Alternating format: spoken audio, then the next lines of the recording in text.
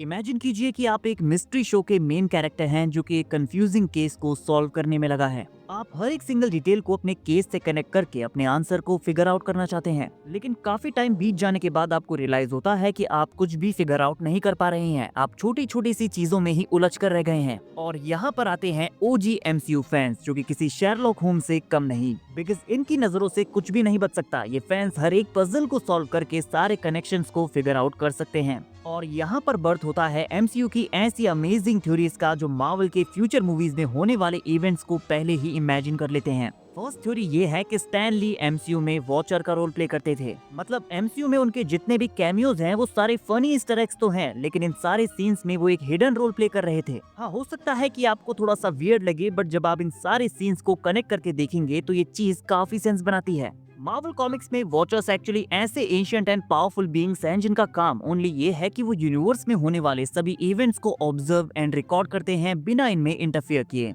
MCU में हमने watchers को guardians of the Galaxy volume 2 and what if series में देखा है। और इस थ्योरी के अकॉर्डिंग स्टैन ली अपने इन सारे कैमियोज में एक सेम कैरेक्टर को प्ले कर रहे थे। वो डिफरेंट मूवीज एंड शोज में डिफरेंट रोल्स में दिखते जरूर हैं, बट वो कैरेक्टर एक ही था, और वो था वॉचर, जो एमसीयू की पूरी हिस्ट्री के सभी इवेंट्स को ऑब्जर्व एंड रिकॉर्ड कर रहा था। अब वो चाहे थॉर 1 में ट्रक ड्राइवर का रोल हो या फिर एंड गेम का उनका ये young version, Stan Lee as a watcher silently पूरे यूनिवर्स को ऑब्जर्व एंड रिकॉर्ड कर रहे थे। और इस थ्योरी को प्रूव करता है वो की एविडेंस जो हमने guardians of the Galaxy volume 2 में देखा था। मूवी के इस सीन में स्टैन ली वॉचर्स के ग्रुप के साथ बातें कर रहे होते हैं और उन्हें अपने पास्ट की कहानियां सुना रहे होते हैं। और यहाँ वो अपने सिविल वॉर के फेडरल एक्सप्रेस मैन के कैमियो को भी मेंशन करते हैं, जो ये रिफर करता है कि वो भी उनमें से ही एक हैं।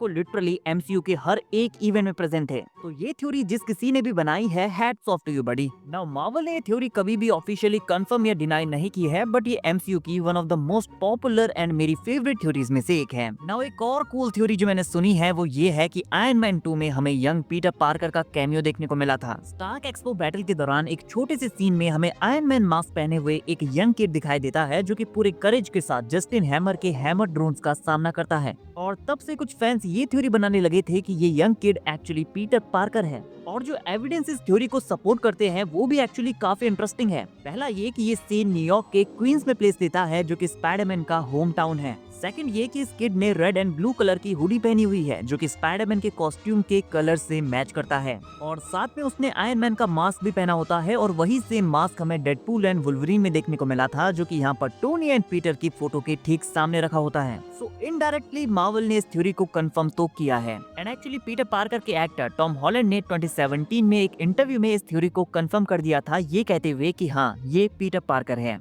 मैं कंफर्म करता हूँ कि ये पीटर पार्कर है। मैंने 20 मिनट पहले केविन फाइगी के साथ बात की थी। शायद ये चीज मुझे यहाँ पर बतानी नहीं चाहिए थी, बट ये पीटर पार्कर है। इससे पता चलता है कि एमसीयू फैंस इतनी लॉजिकल थ्योरीज बनाते हैं कि मार्वल स्टूडियोज को भी उनके साथ एग्री करना पड़ता है।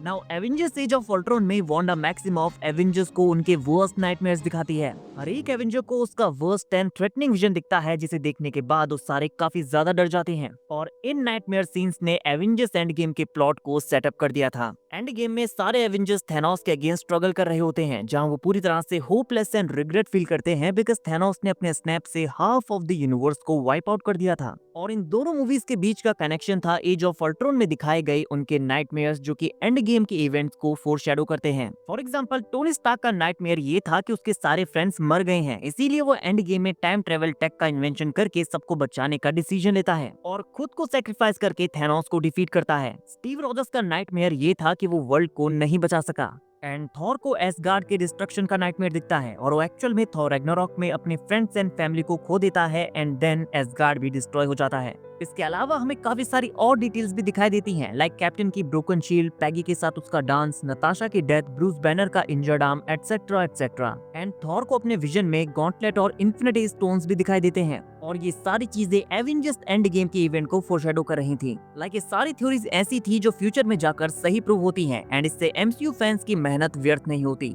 हाँ, स्टैन ली एज वॉचर वाली थ्योरी आपको थोड़ी सी डाउटफुल लग सकती है, बट आई एम श्योर कि वो आज भी एज अ वॉचर एमसीयू के सारे इवेंट्स को देख रहे होंगे। और मार्वल एक्सप्लेन कर सकता है कि Stan Lee as a watcher अब भी एमसीयू के सारे इवेंट्स को देख रहे हैं। तो एमसीयू फैंस की ऐसी कई सारी थ्योरीज हैं जो कि फ्यूचर में सही प्रूव हुई हैं, और ऐसी कुछ बची हुई और थ्योरीज की बात हम किसी दूसरी वीडियो में करेंगे। नाउ गाइस, आपकी फेवरेट एमसीयू थ्योरी कौन सी है जो कि फ्यूचर में जाकर सही प्रूव हुई है? कमेंट करके जरूर बताइए। और अगर आपके पास भी कोई ऐसी थ्योरी है तो कमेंट सेक्शन आपके लिए है यार, दाग दो सारी थ्योरीज। वीडियो अगर अच्छी लगी हो तो वीडियो को लाइक और चैनल को सब्सक्राइब करना ना भूलें, बिकॉज ऐसी ही अमेजिंग वीडियोस हम डेली लाते रहते हैं।